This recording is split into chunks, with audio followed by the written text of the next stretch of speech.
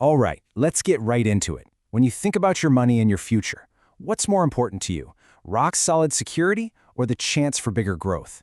That's really the heart of the choice we're digging into today, looking at it through two totally different kinds of annuities, fixed and variable. I mean, this is the million-dollar question, isn't it? After you've worked and saved for decades, how do you make sure that nest egg can pay you a reliable income, an income that you won't outlive? Well, annuities are one of the tools designed to tackle that exact problem. So just to make sure we're all on the same page here, what is an annuity? At its simplest, it's a deal. You give an insurance company a lump sum of your money, and in exchange, they promise to send you a check on a regular basis. Sounds pretty straightforward, right? But as you're about to see, the way they do that can make all the difference. So here's our game plan for this explainer. First, we're going to walk down the fixed path, which is all about guarantees. Then we'll check out the variable path and its potential for growth. After that, we'll put them head-to-head on the huge topic of risk. And finally, we'll wrap it all up with a big takeaway. Let's do it. Okay, first up, the fixed path. You can think of this as the smooth, freshly paved highway of retirement income. It's designed to be predictable and steady. So what does that really mean? Well, with a fixed annuity, your income checks are guaranteed, period. And the money you put in, your principal, that's guaranteed too. The insurance company takes on all the stress of investing the money. They're on the hook. Now, the flip side is that those payments are, well, fixed. They don't change, which means over time, inflation can start to chip away at how much that money can actually buy. And this is the absolute core of the deal.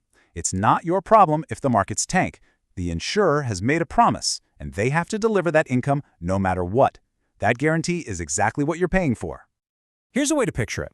Your money goes into a giant shared vault called the insurance company's general account. They manage everything in that vault, making very conservative investments to make sure they can pay everyone they've made a promise to. You don't get a key to the vault, you just get the promised payout. All right, now let's switch gears and check out the other route, the variable path. If the fixed path was a predictable highway, this is more like an exciting off-road trail. You're trading that certainty for the chance to get to a higher peak. So how does this one work? It's a bit more hands-on. Your money buys units. You can just think of them as shares in different investment accounts that you get to pick. The value of those units goes up and down with the market. Then, when you're ready to start getting paid, they lock in the number of units you own. From then on, the size of your paycheck depends entirely on the value of those units each month. If your investments do great, you get a bigger check. If they do poorly, you get a smaller one. And there it is. This is the complete opposite of a fixed annuity. The key takeaway here is that with a variable annuity, the investment risk is 100% yours. You're in the driver's seat, so you get the rewards, but you also bear the losses. So, to go back to our analogy, this isn't that shared vault. It's more like your own personal, private locker inside a big facility. They call this the separate account. You decide what goes in your locker, stocks, bonds, whatever, and the value of what's inside is all on you. It's kept totally separate from the insurance company's own money.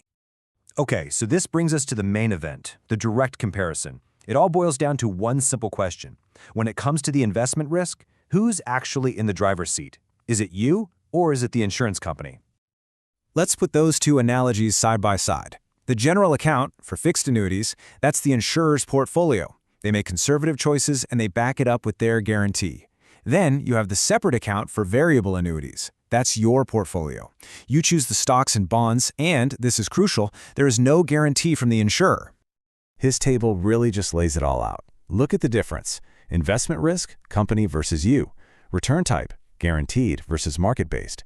Principal safety, guaranteed versus not guaranteed. And the inflation shield, a fixed annuity has a low potential to beat inflation, while a variable annuity has a much higher potential. You can see it right there. It is the classic risk versus reward trade-off. But wait, here's a really interesting twist in the safety story that you might not expect. What happens if the insurance company goes bankrupt? Well, because the general account is made up of the insurer's own assets, those funds could be vulnerable to their creditors. But remember that separate account? It's legally segregated, meaning your assets are actually protected from the insurer's creditors. A little surprising, right? So now that we've looked under the hood, how do you actually choose? Well, it's not really about which one is better. It's about figuring out which one better fits your own personal approach to money and risk. Let's think about it in terms of two types of people. First, there's the predictability seeker. This is someone who just wants to know for sure what their income will be. They sleep better at night letting the insurance company have the keys. For them, the fixed path makes a lot of sense. Then you've got the control seeker. They value the potential for growth, and they want to be the one making the investment decisions. They want to be in the driver's seat. They might lean toward the variable path. So if you only remember a few things from our chat today, let it be this. Annuities are designed to turn a pile of cash into a paycheck. Fixed means guarantees, and the insurance company takes the risk. Variable means potential, and you take the risk. At the end of the day, the choice really comes down to which you're more comfortable with, risk or certainty. And that's the question I'll leave you with. For your own future, which do you value more? The comfort that comes from a predictable, already paved path, or the freedom and potential that comes from having control of the journey yourself? The answer to that says a lot about which direction you might want to explore.